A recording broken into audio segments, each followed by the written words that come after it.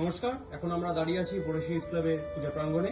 পেয়ে গেছি আমাদের এবছরের সৃজনের দুজন শিল্পীকে। পরিচয় করে নেব দুজনে যদি পরিচয় আপনারা দেন। নমস্কার, আমি সৌম্যজিৎ দে।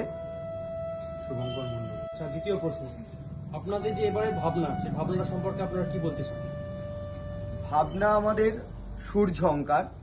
আমরা মূলত যেটা আমাদের মণ্ডপে উপস্থাপন করছি সেটা আমাদের বিভিন্ন জায়গার যে ইনস্ট্রুমেন্ট, সেই ইনস্ট্রুমেন্টের জন্য মানুষের ভিতরে একটা আলাদা সুর মূর্ছনা খেলে, যেই সুর মূর্ছনায় মানুষের চেতনা, মানুষের হাসি, মানুষের আনন্দ, সুখ দুঃখ সবকিছু লুকিয়ে আছে।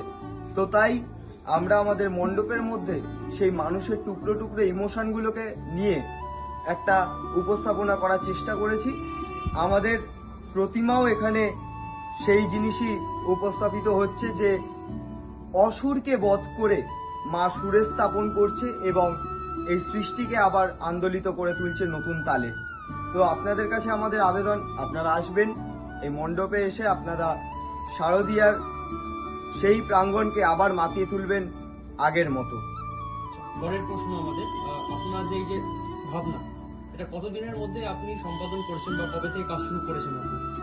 আমরা আগস্ট মাসের লাস্টের দিক থেকে কাজ শুরু করেছি এবং জাস্ট এন্ডিং এর দিকে আমরা।